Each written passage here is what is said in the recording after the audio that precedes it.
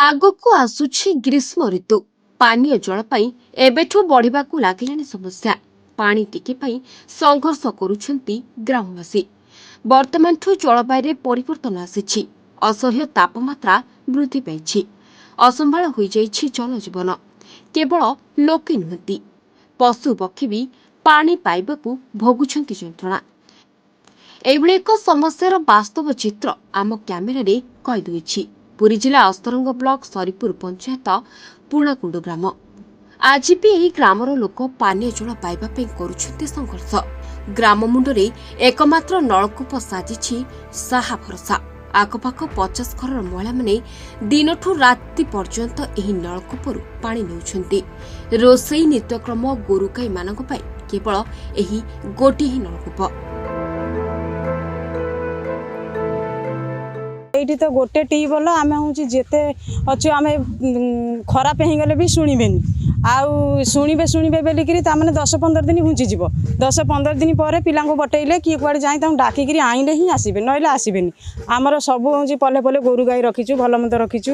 ଆଉ ସେ ପାଣି ତ ଏଇଠୁ ବୋହିକିରି ନେଉ, ନହେଲେ କଳ ଯଦି ଅସଧ ହେଲେ ଆମେ ଯିବୁ ପ୍ରାଚୀରୁ ପାଣି ବୋହିକିରି ଆଣିବୁ। ଏତେ ବାଟରୁ ପାଣି ବୋହିକିରି ଆମେ ଆଣିକିରି ଗୋରୁ ଗାଈ କେମିତି ପିଆପିଇ କରିବୁ, କେମିତି କ'ଣ କରିବୁ। ଏଇଥିରୁ ରୋଷେଇବାସ, ଖିଆ ପିଆ, ଧୁଆ ଧୋଇ, କଷାପଟା, ମଜାମଜି ସବୁ ହିଁ କରାଉ। ଆଉ ପାଇପ୍ ଏଇଠି ପଡ଼ିଛି ଯେ ଏତେ ବର୍ଷ ହେଲାଣି ପାଇପ୍ ପଡ଼ିଛି, ହେଲେ ପାଣି ଆସୁନି। ଏଇଠି ଗାଁରେ କାହାକୁ ପାଇପ୍ ଦେଇନାହାନ୍ତି, କାହାକୁ ପାଇପ୍ ଦେଇନାହାନ୍ତି। ଆଉ ଏମିତି ହେଉଛି ସେ ତାଙ୍କ ଅନୁସାରେ ଭଲ ଲୋକ ଦେଖିକିରି ହେଉଛି ତାଙ୍କ ଦୁଆରକୁ ପାଇପ୍ ଯିବ। ଯେତେ ବାଟ ହେଲେ ବି ଡୋଜର ନାଗି ଖୋଳା ହେଇକି ଯିବ।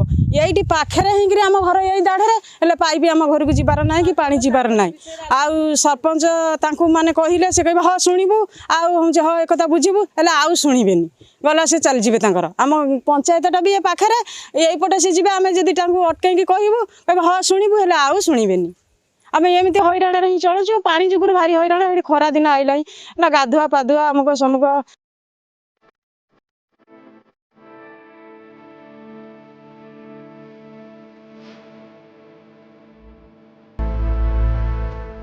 ବସୁଧା ଯୋଜନା ଅଛି, ପାଇପ୍ ଲାଇନ୍ ସଂଯୋଗ ରହିଛି, ପାଣି ମଧ୍ୟ ଆସୁଥିଲା, କିନ୍ତୁ ହଠାତ୍ ପାଣି ବନ୍ଦ ହୋଇଯାଇଛି। ସେଥିପାଇଁ ସରକାରୀ ନଳକୂପ ସାଜିଛି ଏବେ ସାହା ଭରସା। ଖଣ୍ଡେ ଟ୍ୟୁବୱେଲ୍ ଏବେ ତ ବର୍ଷ ସଂଖ୍ୟା ହେଇଗଲାଣି ପାଇପ୍ ପକେଇକିରି ଅଛନ୍ତି। ସେଥିରେ କୌଣସି ପ୍ରକାର ବ୍ୟବସ୍ଥା ନାହିଁ। ସରପଞ୍ଚକୁ କହିଲେ ସରପଞ୍ଚ ଶୁଣୁନି। ଆଉ ସରକାରକୁ ଜଣାଇବା ପାଇଁ ତ ଗଲା ଚାଲିଛି, ଯାଇଥିଲୁ ବି ଡ଼ି ଓ ପାଖକୁ, ଆଉ କଥା କରିଥିଲୁ। ଏମିତି ପ୍ରକାର କଥା ବଡ଼ ହଇରାଣରେ ଚଳୁଛୁ। ଗୋଟିଏ ତ ଟ୍ୟୁବୱେଲ୍ ଏଠି ପରେ 100 ଲୋକ ପାଖାପାଖି ହେବେ। ଗୋଟିଏ ଟ୍ୟୁବୱେଲ୍, ଗଭର୍ଣ୍ଣମେଣ୍ଟ ଟ୍ୟୁବୱେଲ୍, ଆଉ ଗୋଟେ ଥାନ୍ତା ଗଲା ତା ବି ନାହିଁ। ଆଉ ଏଇଭଳିଆ ଅବସ୍ଥାରେ ଆମେ ଅଛୁ ଆଜ୍ଞା। ଆଉ କ'ଣ କରିବୁ? ଆମେ ଗାଁରେ ହେଉଛି 365 ମହିଳା ଅଛୁ। ହେଲେ ଯେତେ ଆମେ କହୁଛୁ ସରପଞ୍ଚକୁ ଯାଇ କହିଲୁ ଯେ ଟାଇମ୍ ପାଣି କାହିଁ ଯାଉନି ନା, ତେମେ ଟାଇମ୍ ପାଣି କାହିଁ ଦେଉନ। ସେ ଜିଲ୍ଲା ପାଣି ଭାଗରେ ଯିଏ ଅଛନ୍ତି ତାଙ୍କୁ କହିବ ସେ ପାଣି ଛାଡ଼ିବେ। ତାଙ୍କ ପାଖକୁ ଆମେ ଯାଇ ଦିଥର ଯାଇକି ପଚାରିବାରୁ ସେ ଆମକୁ କହିଲେ କ'ଣ ନା, ଆଉ ତୁମ ଗାଁକୁ ପାଣି ଦିଆହେବନି। ଆମେ ଯେତେବେଳେ ଟାଇମ୍ ପାଣି ବସଉଛୁ ଠାକୁ ଠା ସବୁ ତୁମେ ବନ୍ଦ କରିଦେଉଛ, ଆମେ ଆଉ ପାଣି ତୁମ ଗାଁକୁ ଦେବୁନୁ। ପାଣି ବିଭାଗରେ ଅଛି, ଭଲ ମନ୍ଦ ଖାଇବା ପିଇବା, ପାଣି ହାଣ୍ଡି ଫୁଣ୍ଡି ଧୁଆ ଦେଇ କରୁଥିଲୁ, ସୁବିଧା ଆମେ ପାଉଥିଲୁ। ଆଉ 2 ବର୍ଷ ନାହିଁ ସେ ଛାଡ଼ୁନି। ଗଲା ଆମେ ଯାଇକି ଯେତେବେଳେ ନଈରେ ଲୁଣି ପାଣି ଆଉଛି ଗାଧୋଉବାକୁ ଅସୁବିଧା। ଗୋଟିଏ ଟ୍ୟୁବୱେଲ୍ ଅଛି 3 ଛେକିରେ, ସେ 3 ଛେକି ପାଣିରେ ଆମେ ହୋଲସେଲ୍ 10-15 ଜଣ ଆମେ ପାଣି ପିଉଛୁ। ଗଲା ସମସ୍ତେ ସେଥିରୁ ପାଣି ପିଉଛୁ। ଆଉ ଯେତେବେଳେ କଳ ଅସୁବିଧା ହେଉଛି ଗଲା ହାତକୁ ଟେକିକି ବଉଛୁ, ଆଉ ପାଣିଟା ପିଇ ପାରୁନୁ। ଆଉ ହାତରେ ଗରା ବାଲ୍ଟି ହାଣ୍ଡି ଧରି ଆସୁଛନ୍ତି। ନଳକୂପରୁ ପାଣି ନେଲେ ଚଳିବେ। ଅସହ୍ୟ ତାତିରେ ପାଣି ଟୋପେ କାହାର ବା ଦରକାର ନାହିଁ। ପାଣି ଟୋପେ ନେଲେ ତ ଘରେ ରୋଷେଇ କରିବେ, ଆଉ ପେଟକୁ ଆହାର ଯୋଗାଇବେ। ବୟସ୍କ ବୃଦ୍ଧାମାନେ ଏଥିରୁ ମଧ୍ୟ ବାଦ୍ ପଡ଼ିନାହାନ୍ତି। ସେମାନେ ବି ଆସୁଛନ୍ତି ପାଣି ନେବାକୁ ଅଧ କୋଶ ବାଟ ପର୍ଯ୍ୟନ୍ତ। ସବୁ ଗୋରୁ ଗାଈ ହଇରାଣ, ଆମେ ପାଣି ପାଇପାରୁନୁ। ଡବଲ ପାଇପ୍ ଆର ବର୍ଷ ପାଇପ୍ ଆଣି ପକେଇକିରି ଅଧା ଯାଇଛନ୍ତି ସେଇଠୁ ଜଏଣ୍ଟ, ପୁଣି ସାଣି ଡବଲ ଖୋଳିକି ଆସି ପକେଇନ୍ତି ସେଇଠୁ ଅଧା। ପାଣି ଆସିବାର ନାହିଁ କାହାକୁ। ସେଇଆ ସାରେ ପାଣି ତ ନାହିଁ, ଟ୍ୟୁବୱେଲ୍ ନାହିଁ, ଆଉ କ'ଣ କରିବେ? ତାର ସେଇ କଥା। ଗୋଟା ଟ୍ୟୁବୱେଲ୍ ଏତେ ଲୋକ କେମିତି ଚଳିବେ? 200-250 ଲୋକ। ଏଇଠି ପାଣି ଫାଣି କିଛି ନାହିଁ, ଗୋଟା ଟ୍ୟୁବୱେଲ୍। କେତେବେଳେ ଖରାପ ହେଇଗଲେ କେହି ଦେଖିବାର ନାହିଁ। सरपंच जन सरपंच आसिक कौन आणिक कौन सगाड़े पाइप तो पानी आसुनी अनेक थर ग्रामवासी सरपंच स्थानीय प्रशासन को ए बाबतरे जणाइछन्ति किंतु कौनसी प्रकारर लाभ पाई नांती।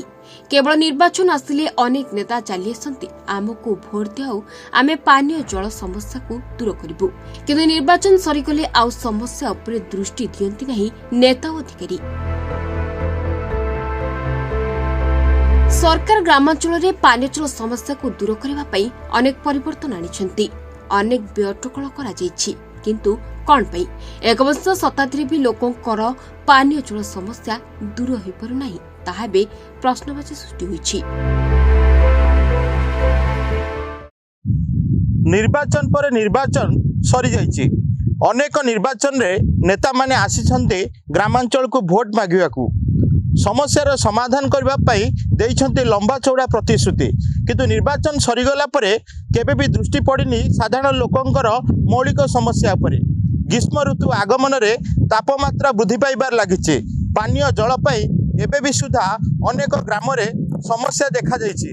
एही भली एक ग्राम रे आज जहाँ देखा मिलता गोटे नलकूप 50 रु ऊर्ध्व परिवार पानीय जल पाई निर्भर कर चलुछन्ति किंतु ब्लॉक प्रशासन कहतु कि स्थानीय जनप्रतिनिधि कहार भी दृष्टि आज पर्यंत पड़िनी तांको उपरे जहाकु नै साधारण लोक माने अभियोग आनिछन्ति।